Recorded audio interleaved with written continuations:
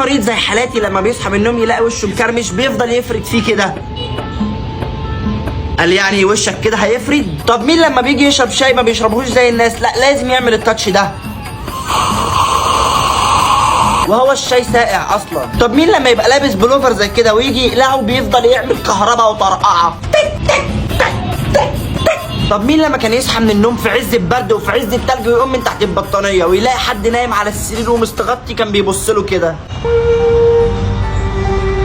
انتوا نايمين مستغطيين ومتدفيين وانا اللي شقيان وهنزل اجري على المدرسه مع ان انا الصغير. ده غير اللي امه بتجرجره من على السرير عشان يقوم يتشطف في الحمام ويصحى يروح داخل نايم على الحوض. طب مين كانت امه تصحيه من سابع نومه وتروح قايله له يلا عشان المدرسه وبعدين تقول له ان مفاجاه النهارده اجازه عيد العمال؟ يا ستي طب بتصحيني وتقلقي منامي ليه؟ يا واد عشان تفضل ظابط نومك وتصحى في ميعاد المدرسه. وبقى قابلني لو عرفت تنام تاني. طب مين يوم الاجازه بيفضل يقول بس سيبوني انام براحتي محدش يصحيني ما عنديش مدرسه؟ في الاخر بيقلق الساعه 7 الصبح.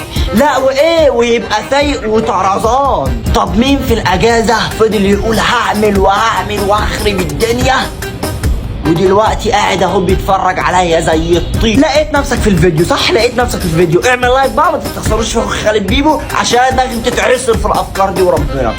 سلام. انا نفسي افهم الشاذلي لما بيقول سلام بيبقى ماشي رايح فين؟ بيبقى داخل في الحيطه يعني ولا هيخش في الدولاب ولا هيروح يبوس المانيكان؟ انا مش عارف. بس تحيه لاخونا الشاذلي. سلام بايدي البايظه.